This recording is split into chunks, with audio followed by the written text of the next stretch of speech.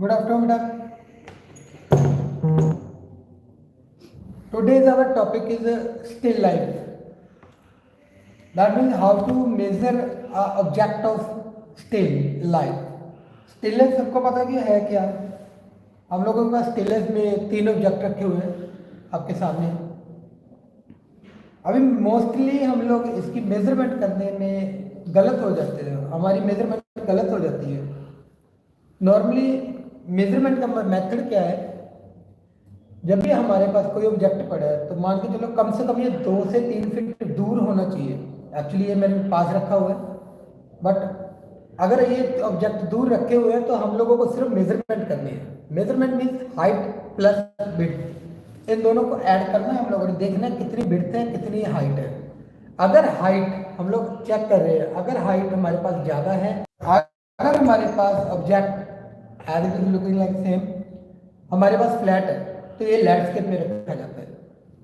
Measurement क्या है? हम लोगों के पास जो शीट है, शीट का नीचे वाला हिस्सा हम लोग कितना छोड़ेंगे, मेनली ऑब्जेक्ट अपना ये होता है। हम लोगों ने जो मेजरमेंट की है जो उसके अकॉर्डिंग हम लोगों को सिर्फ ये ऑब्जर्व करना है कि हम लोगों ने एक लाइन लगा रखी है। हम लोगों ने आइडिया लिया है कि हम लोग इतना स्पेस ड्रॉप कर रहे हैं नीचे। मेथड, जितना हिस्सा हम लोगों ने नीचे छोड़ा उससे डबल हिस्सा हमारे पास अपर साइड पे आएगा।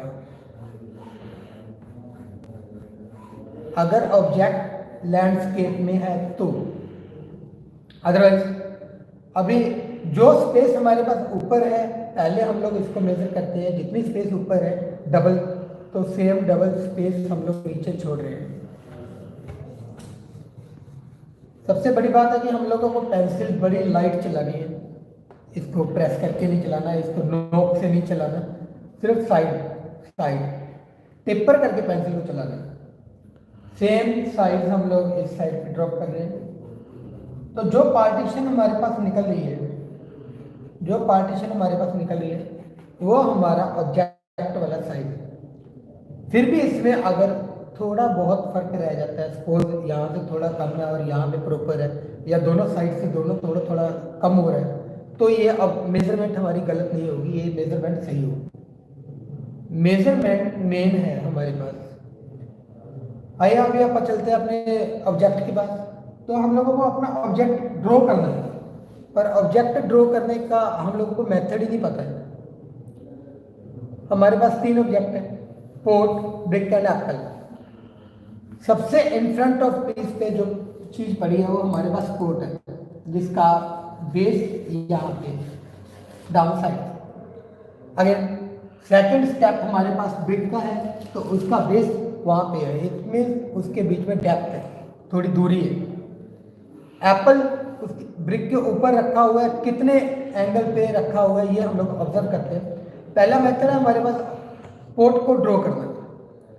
अगर सपोज करो कि मुझे पोट ड्रॉ करना, तो सबसे पहले मुझे इसका सरफेस अपर साइड ये देखना है। मुझे अभी ये वाला हिस्सा भी थोड़ा दिखाई दे रहा है और ये भी, तो मैं क्या करूँगा, मैं इतना स्पेस ऑटोमेटिकली ड्रॉप कर देता हूँ। पहले ये हिस्सा पहले ही ड्रॉप कर दूँगा। तो पहला काम होगा मेरा अपने ऑब्जेक्ट को अपर साइड से वॉचिंग का। ये कोई मैटर नहीं है कि हाँ इसमें थोड़ा सा हम लोगों को ज़्यादा दिखाई दे रहा है, कम दिखाई दे रहा है। हर एक बंदे का एंगल अलग होता है। सपोज हम लोगों ने अपर साइड का बेस बना दिया, सारी स्टिल लाइफ इस बेस के ऊपर ही डिपेंड है। अगर सपोज हम लोग इसको ऐसे बना देते हैं, थोड़ा सा टेढ़ा हो गया, थोड़ा सा टेढ़ा हो गया, इस तरफ या उस तरफ, तो हमारा पॉट ऑटोमेटिकली कि ये टेढ़ा ही बनेगा, सीधा नहीं बनेगा।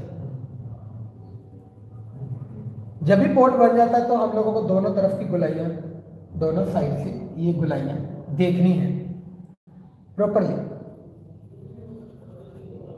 हम लोगों ने जितनी लाइन इस तरफ लगाई है, पहले पोट को देखना कि उतनी लाइन दूसरी तरफ लगी हुई है।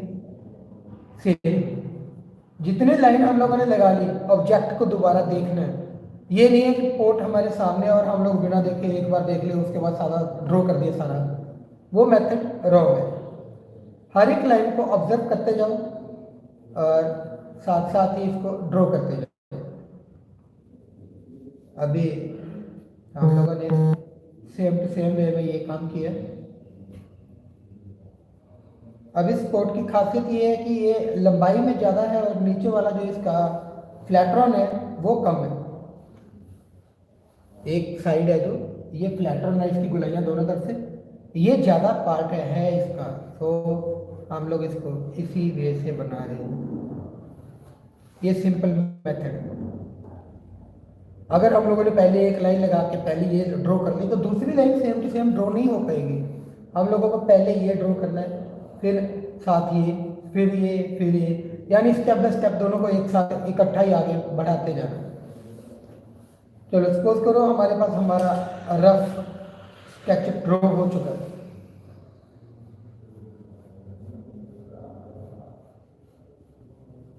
ये हमारा रफ स्केच ड्रॉ हो चुका है। क्या हमें ये बेस बिल्कुल सीधा स्ट्रेट दिखाई दे रहा है? डाउन साइड से स्ट्रेट नहीं दिखाई दे रहा है।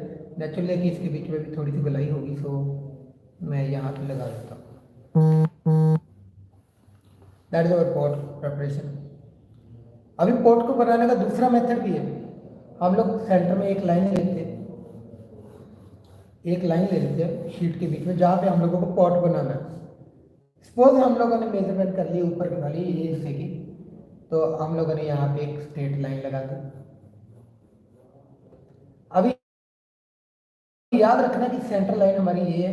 जितनी लाइन हम लोग इस तरफ लगा रहे हैं पोर्ट की, आगे देख ली, उससे थोड़ी बड़ी है, उससे और बड़ी है, स्टेप बाय स्टेप चलते जाना, यहाँ से और भी बड़ी है। याद रखना है जितनी जितनी लाइन हम लोग इस तरफ ले रहे हैं, same to same side and same to same line हम लोगों को इस तरफ दिखानी है। जैसे ये बन जाता तो हम लोग इसकी गुलाइयाँ बनानी शुरू कर देते हैं। ये भी एक मेथड है।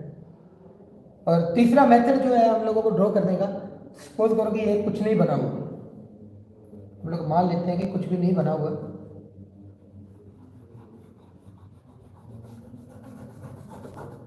एग्जाम्पल दे रहा हूँ।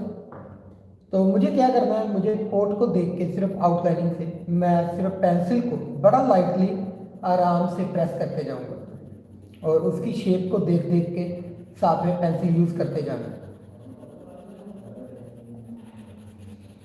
ये भी एक मेथड है पोर्ट को इजी वे से ड्रॉ करने का।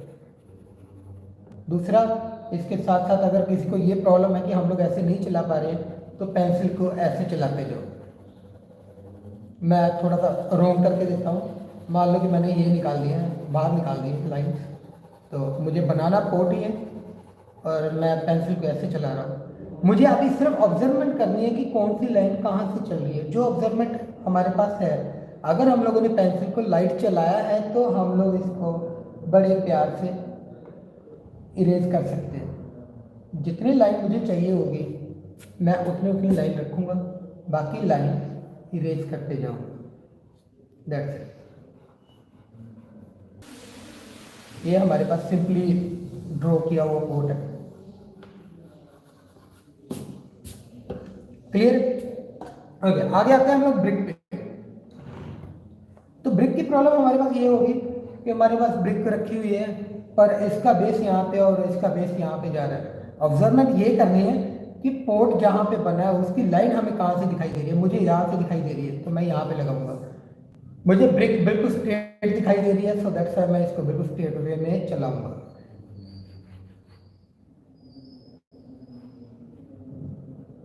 ओके, ये ऑब्जर्वमेंट मैंने स्ट्रेट चला दी। अभी इसकी सेंटर वाली लाइन ये, तो सेंटर लाइन कहाँ पे मार्क कर रही है? पोर्ट के इस हिस्से तक। मैं उसको देख के फिर से एक बार सिंगल लाइन ड्रॉ कर देता हूँ। स्टिल लाइफ किसी को भी अपनी ड्राइंग सुधारनी है तो उसके लिए स्टिल लाइफ को ड्रॉ करना बहुत ज़रूरी है। इससे हमारा हाथ बहुत जल्दी साफ होता है। हम लोग किसी भी पिक्चर को बनाने के लिए हम लोग ये मान के चलते हैं कि हम लोगों को ड्रॉ करनी है, पर उससे पहले हमें ड्राइंग आनी चाहिए। ओके, अभी इसका एंगल देखना है। जैसे मैंने पहले कहा था कि मैं भी थोड़ा बहुत इधर हो गया, पर हमसे एक्यूरेट फॉर्म निकल चुकी है। हमारे पास एक्यूरेट शेप आ गई। हम लोगों ने दोनों तरफ से कोई ड्रॉपिंग नहीं की है। सेम जो लाइन ये रखी है सेंटर लाइन हम लोगों ने ये ड्रॉ कर दी, उसके बाद एंगल बनता है ये वाला। जितनी लाइन यहाँ पे ये चलेगी नेचुरली कि एंड की दूसरी लाइन भी उसी एंगल में ही होगी। हाँ, कोई एक एंगल ऐसा होता है जिसमें कुछ लाइन हमें ऐसे भी दिखती है और कोई लाइन ऐसे भी दिखती है एंड की, वो होगा तब जब हम लोग इसके बिल्कुल in front of the state, इसके बिल्कुल सामने बैठे होंगे। अदरवाइज हमें हर एक लाइन सेम वे में ही मिलेगी। अगर ये लाइन ऐसी है तो ये ऐसे मिलेगी, आगे वाली की लाइन हमें ऐसे ही मिलनी है। मुझे जो हिस्सा दिखाई दे रहा है मैं एक बार रफली वो ड्रॉ कर रहा हूँ।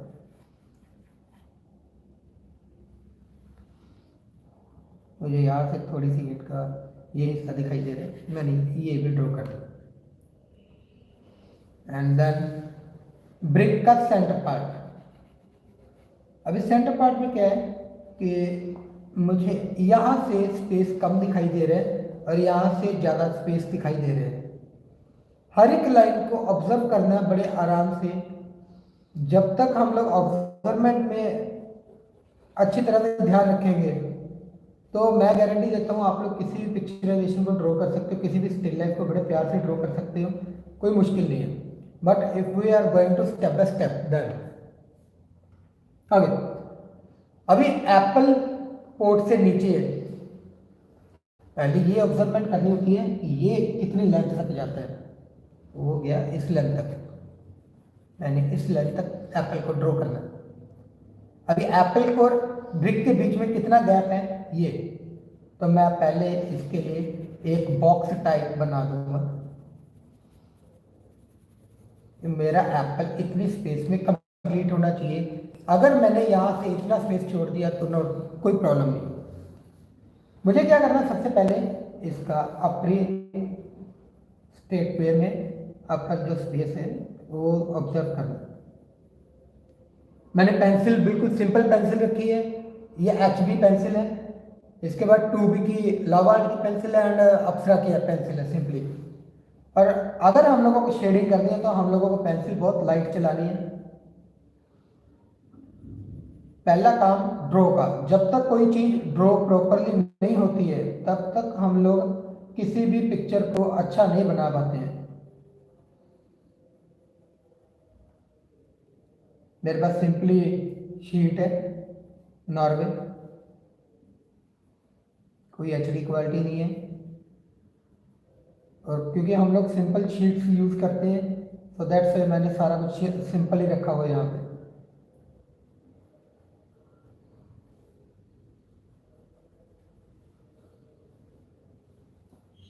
मेरे पास एप्पल की ये शेप रेडी है। बाद में आप लोगों को एक स्नैप इसकी मिल जाएगी जिस एंगल से मैं बैठा हूँ।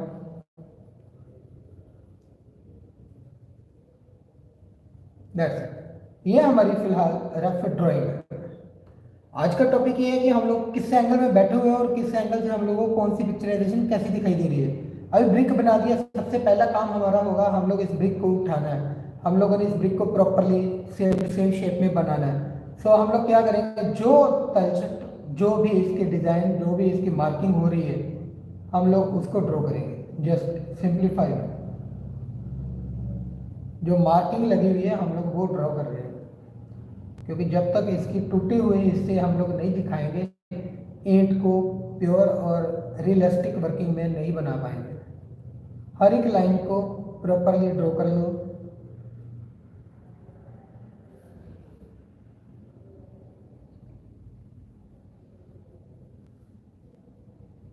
आप लोगों ने ऑब्जर्व किया होगा मैं हर एक बार लाइन को देख रहा हूँ तो आगे वाली लाइन क्रिएट कर रहा हूँ।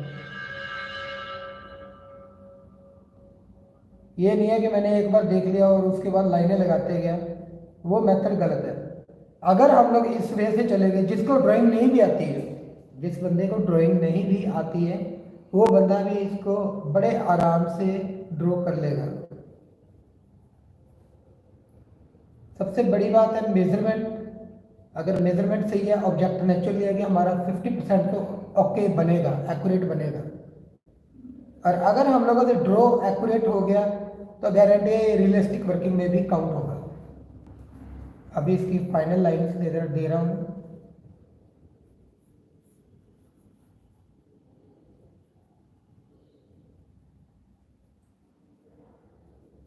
अब सारी ईंट टूटे हुए इससे वो शो कर रहे हैं हम लोग। ये हमारी ड्राइंग है। ये नहीं है कि पेंसिल को पूरा दबा के चला दिया और बाद में जब हम लोग इसको इरेज कर रहे हैं तो हमसे इरेज नहीं हो रहा, उसके मार्किंग उसके निशान हमें दिखाई दे रहे हैं, तो हमसे ये काम गलत होगा। कलरिंग करोगे या शेडिंग करोगे, स्पेशली शेडिंग, जहाँ पे पेंसिल आपकी डार्क चली हुई है वहाँ से वो हमें दिखाई देगी जब हम लोग शेड करेंगे। सो दैट्स वाई हम लोगों को पेंसिल बड़े लाइट और हल्के हाथ से चलाने। अब मैं हर एक एंगल ईंट का प्रॉपरली उठा रहा हूँ ताकि मेरी ड्राइंग में कम से कम मुझसे गलती नहीं हो।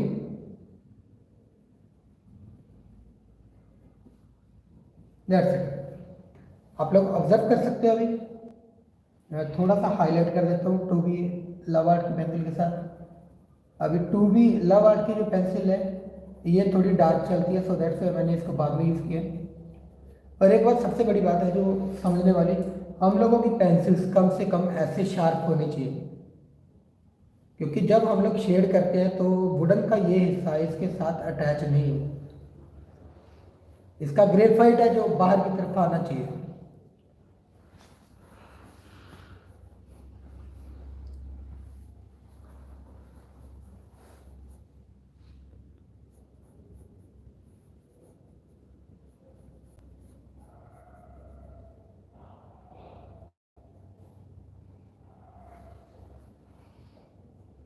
आगे यू कैन ऑब्जर्व। मैं इसको जूम कर लेता हूँ थोड़ा सा।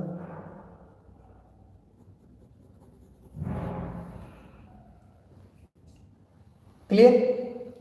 ये वो एंगल है जो इस एंगल से हम लोगों को पिक्चराइजेशन दिखाई दे रही है। अब इसी का एंगल हम लोग बदल रहे हैं ताकि दूसरे एंगल से भी हम लोग देखेंगे ड्राइंग कैसे होगी। मेजरमेंट का पता चल गया होगा सबको।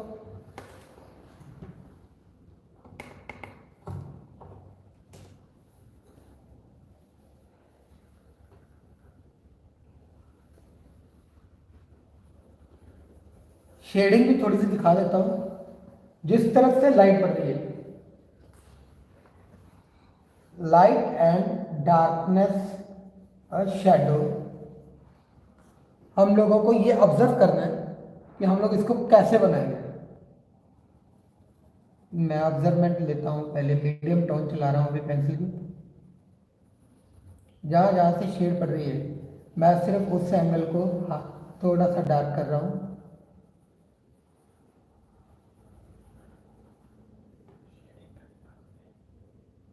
ये शेडिंग का मेथड बता रहा हूँ बच्चा।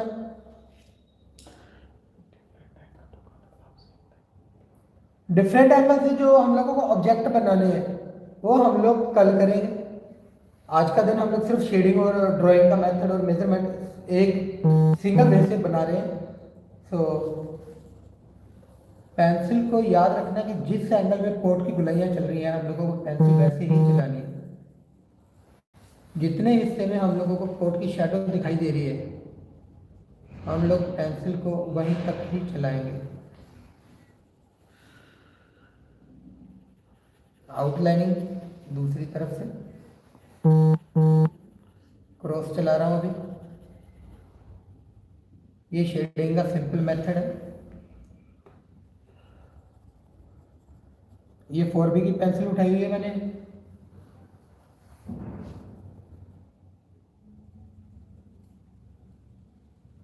मैं जा रहा हूँ left right up same way में। ये नहीं है कि मैंने ऐसे उठा के ऐसे छोड़ दिया, नहीं, मैं अप डाउन की जगह पे लेफ्ट राइट चल रहा हूँ ताकि मेरी पेंसिल दोनों तरफ चले।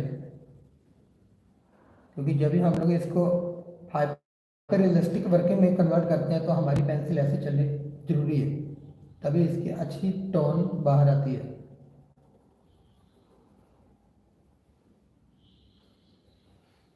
आप लोग इसको मेरे साथ भी ड्रॉ कर सकते हो, आप लोग इसको घर पे भी ड्रॉ कर सकते हो। जितनी स्टिल लाइफ की प्रैक्टिस करोगे उतने अपने हाथ में ज़्यादा क्वालिटी बनेगी मीन्स हमारा हाथ ड्राइंग में अच्छा बनेगा। अब इस सारे के बीच में सिंपल शेड दे दिया मैंने, ये आप लोग बड़े आराम से कर सकते हो।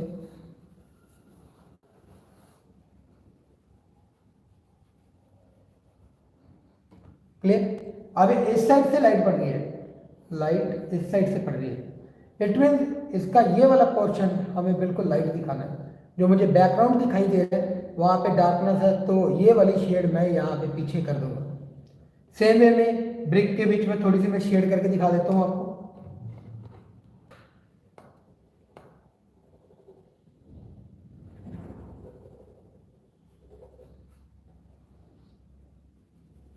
पहला काम है मेरा सारी ईंट के बीच में सेम शेड देना।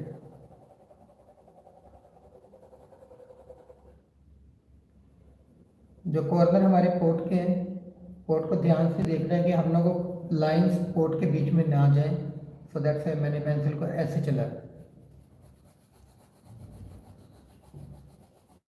एक बार सिंपल शेड में सारी ब्रिक में दे रहा हूँ HB की पेंसिल के साथ।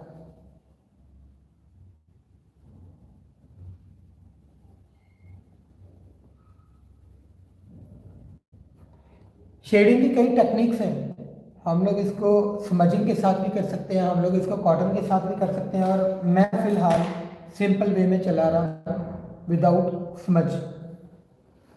तो मैं धीरे धीरे इसको डार्क करते जाऊंगा। अभी अब डार्क के लिए मुझे पेंसिल लेनी होगी 6B की, 6B। तो जहाँ जहाँ से मुझे डार्क दिखाई दे रही है मैं वहाँ पे पेंसिल चलाऊंगा अभी।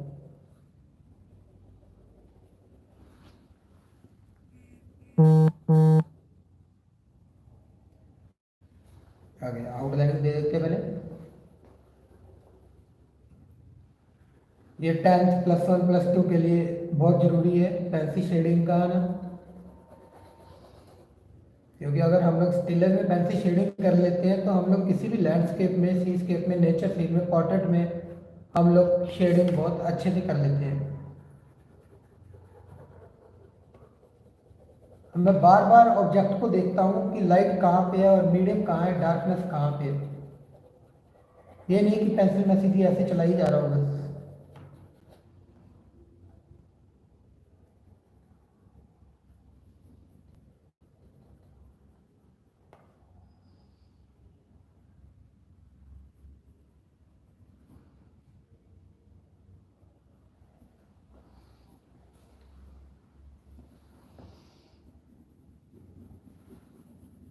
ये नीचे ईंट के पूरी डार्क शेडो दिखाई दे रही है, अभी मैंने मीडियम किया हुआ है, क्योंकि फिनिशिंग वाला काम तो हम लोग सबसे एंड में करते हैं।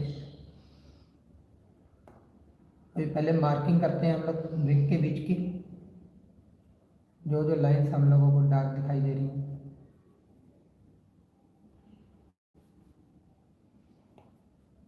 Looking like some crackers are there.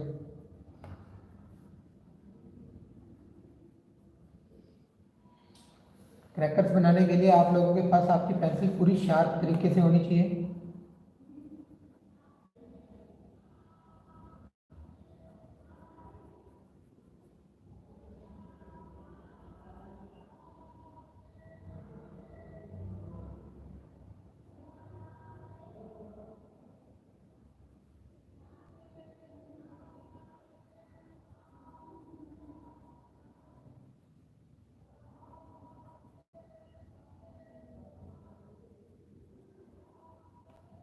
अभी मैं सिर्फ शेड दे रहा हूँ, बाकी जैसे आप लोग सारा कंप्लीट कर सकते खुद, तो मैं इसकी फिनिशिंग देता हूँ। यहाँ पे डार्कनेस है और सेम में यहाँ पे भी डार्कनेस है, तो मैं इसको भी थोड़ा सा क्रॉस हैचिंग में चला रहा हूँ।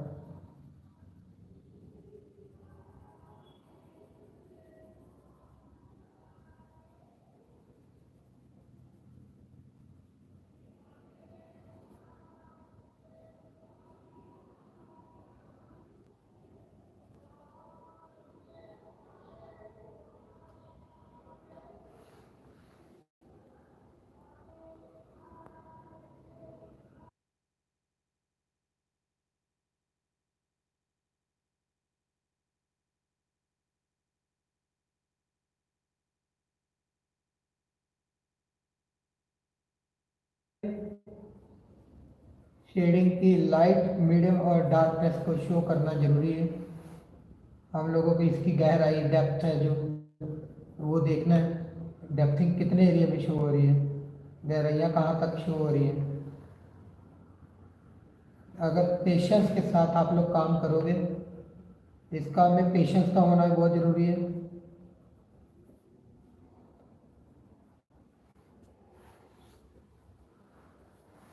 काम करने का सबसे बढ़िया तरीका एक और भी है। काम करते करते हम लोग हेडफोन लगाते हैं कान में, बढ़िया से सॉन्ग लगाओ और काम करते जाओ, काम बहुत अच्छा होगा।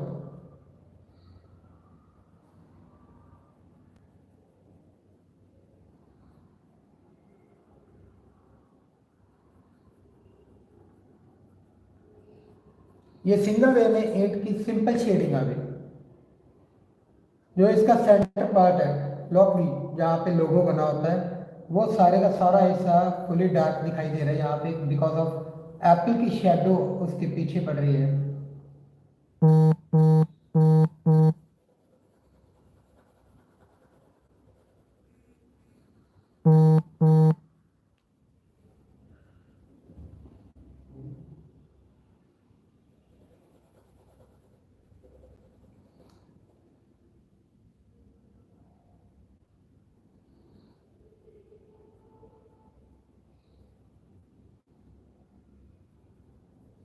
जहाँ जहाँ से प्योर शेडो है और डार्कनेस है, मैं सिर्फ वो इससे हाईलाइट करूँगा।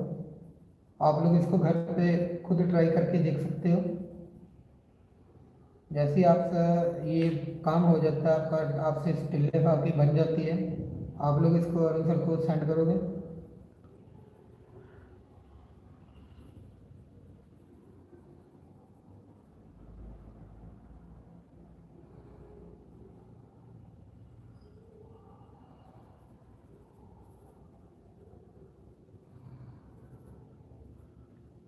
और जहाँ पे थोड़ा सा लाइट का इफेक्ट है, तो मैं वहाँ पे थोड़ी सी इरेजर का यूज़ कर रहा हूँ। अभी तक हम लोगों ने इरेजर यूज़ नहीं की है।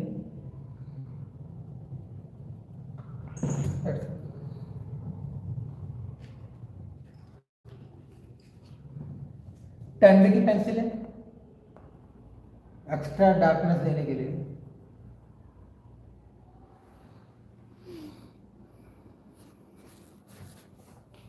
आगे इसी से मैं सिंपली वर्क कर देता हूँ आगे। और एक बात, जब भी हम लोग काम कर रहे हैं तो हमारे पास कोई ना कोई रफ पेपर होना चाहिए, ताकि हम लोग जब हाथ रखें तो अपना ऑब्जेक्ट खराब नहीं हो। मैं इस तरफ सिंपल और इसको थोड़ा सा डार्क करके ड्रॉप कर रहा हूँ अभी काम को, कि आगे वाली शेडिंग आप खुद कर सकते हो।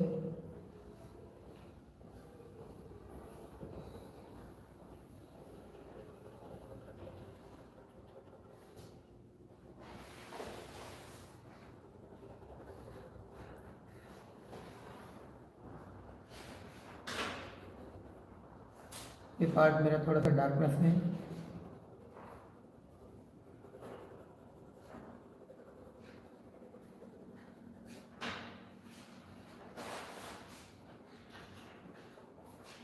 अगर हर एक ऑब्जेक्ट को हम लोग ध्यान से देख के ड्रॉ करते जाएं, तो कोई भी ऑब्जेक्ट नहीं है जो हमसे नहीं बने और जो हम लोगों को लगे कि हाँ सर ये मुश्किल है, ये नहीं होगा।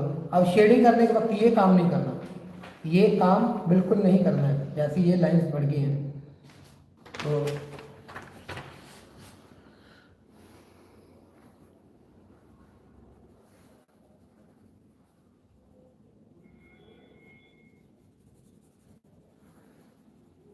मेन टॉपिक था हमारा मेजरमेंट करने का, पर साथ साथ में मैंने सोचा थोड़ी सी शेडिंग करवा दूँ, वो भी ज़रूरी है।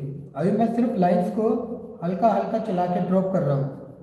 मुझे सिर्फ ये देखना है कि ऑब्जेक्ट के किस हिस्से पे डार्कनेस है। फुली डार्कनेस है यहाँ पे।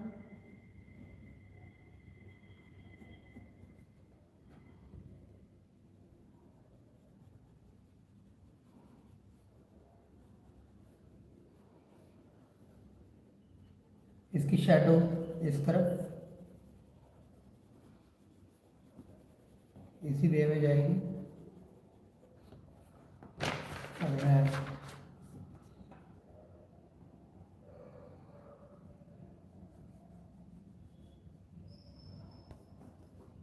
इसी 10B की पेंसिल के साथ ही शेड दे रहा हूँ, जल्दी हो जाएगा थोड़ा सा। मैं बिल्कुल भी प्रेस नहीं कर रहा हूँ पेंसिल को, सो दैट्स ये 2B की पेंसिल के जैसे ही चल रही है। ऑब्जर्व कर सकते हो 2B की पेंसिल के जैसे ही चल रही है, क्योंकि मैंने इसको बिल्कुल भी प्रेस नहीं करा, सिर्फ यहाँ से पकड़ा और इसको अप डाउन की सिचुएशन में चला रहा हूँ। अभी क्लोज सेटिंग में